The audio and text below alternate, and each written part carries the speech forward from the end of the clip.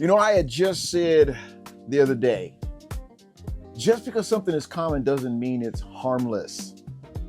Guarding your heart means you are selective about what you allow to shape your thinking, your emotions, and your spirit. Jesus was very intentional about what he listened to. He was very intentional about where he went, and he was intentional about when he withdrew.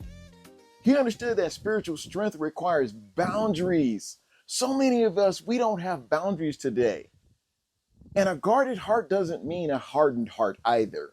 It means a wise heart. You can be loving without being vulnerable to harm.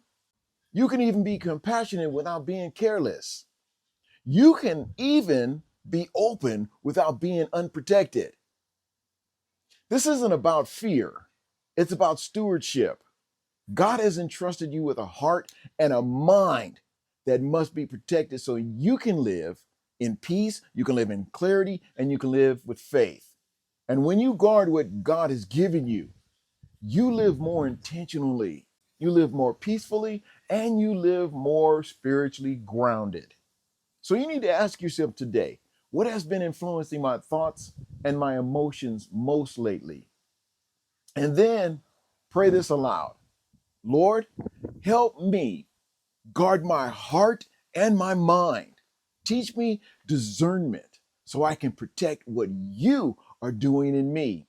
And I want you to remember this. What you allow in will eventually show up in how you live. 2 Corinthians 10, 3-5.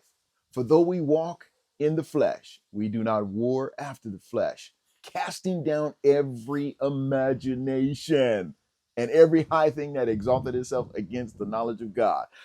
Every spiritual struggle begins right here in the mind.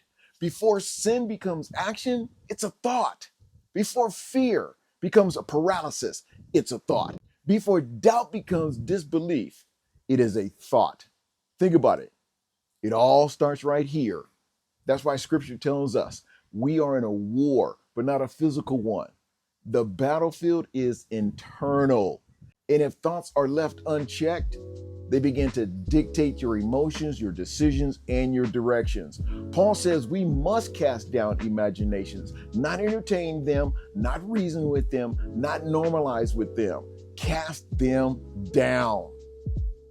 That tells us not every thought deserves space in your mind.